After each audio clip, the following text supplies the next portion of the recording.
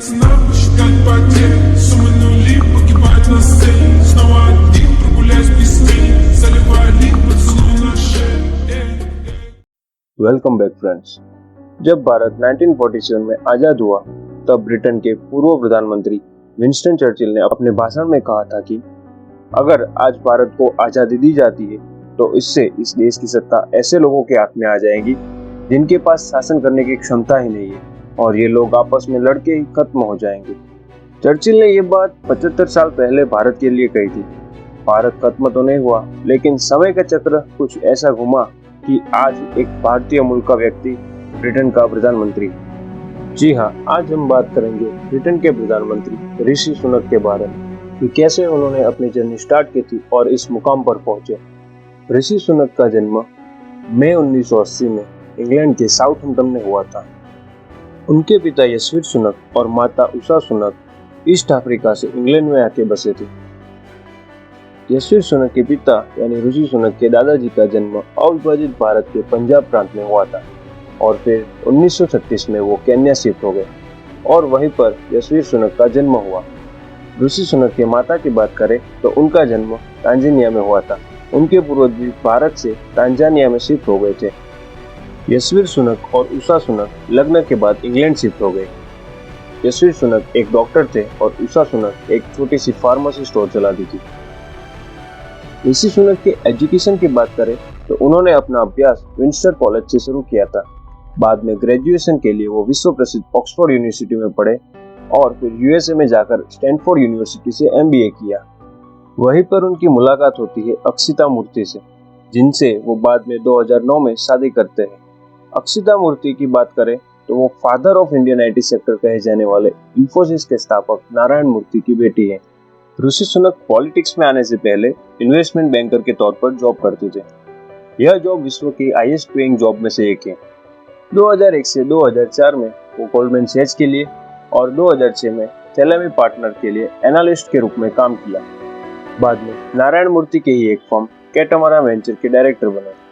सुनक ने पॉलिटिक्स में आने से पहले अपने करियर को स्ट्रॉन्ग किया। सुनक की नेटवर्थ तकरीबन $800 मिलियन है। उनकी और अक्षिता की गिनती ब्रिटेन के सबसे अमीर कपल में की जाती है और वो ब्रिटेन के इतिहास के सबसे अमीर प्रधानमंत्री है। ऋषि सुनक का पॉलिटिकल करियर 2014 से स्टार्ट होता है। 2015 के जनरल इलेक्शन में वो रिचमंड यॉर्क से एमपी के रूप में चुने जाते हैं। दोस्तों, ब्रिटिश पार्लियामेंट्री सिस्टम और भारत की पार्लियामेंट्री सिस्टम में काफ़ी साम्यता है। जैसे हमारे यहाँ लोकसभा और राज्यसभा है, वैसे ही वहाँ पर house of common and house of Lord है। ऋषि सुनक की बात करें तो 2017 में हुए री इलेक्शन में भी वो जीत जाते हैं और 2019 के जनरल इलेक्शन में जब कंजर्वेटिव पार्टी को भारी बहुमत से जीत मिलती है तब बोरिस जॉनसन प्रधानमंत्री बनते हैं। तभी वो ऋषि सुनक को सेक्रेटरी ऑफ ट्रेजर का पद देते हैं। उनकी काबिलियत को देखकर 2020 में उनको फाइनेंस मिनिस्टर बनाया जाता है और कोविड के समय में उन्होंने जो स्टेप लिए थे उसमें उनकी काफ़ी तारीफ होती है। जुलाई 2022 में पॉलिटिकल क्राइसिस के चलते बोरिस जॉनसन रिजाइन कर देते हैं। तब कंजर्वेटिव पार्टी की तरफ से पीएम बनने के लिए ऋषि सुनक और लिज ट्रस दावेदारी करते हैं, जिसमें पार्टी के आंतरिक इलेक्शन में लिज ट्रस को 57% वोट मिलते हैं और वो ब्रिटेन की नई पीएम घोषित की जाती है। लेकिन 45 दिनों के अंदर वो अपने वादे पूरे न कर पाई, ऐसा कारण बताकर रिजाइन कर देती है। तब जाके 24 अक्टूबर 2022 को दिवाली के दिन ऋषि सुनक को ब्रिटेन का पीएम घोषित किया जाता है। तो ऐसे ही बहुत कम समय में यानी पॉलिटिक्स में आने के 7 साल के अंदर एक सांसद से पीएम पद पर पहुंच गए। उनके प्रधानमंत्री बनने के बाद इंडिया में भी खुशी का माहौल छा गया था कि एक और भारतीय मूल का व्यक्ति ग्लोबल स्टेज पर सर्वोच्च पद पर पहुंच गया। वैसे तो ऋषि सुनक से पहले अन्य कई देशों के उच्च पदों पर भारतीय मूल के लोग हैं, जिसमें पोर्टुगल के प्रधानमंत्री, मॉरिशस के राष्ट्रपति और पीएम, सिंगापुर के राष्ट्रपति, गुयाना के प्रेसिडेंट और यूएस की वाइस प्रेसिडेंट कमला हैरिस भी शामिल है।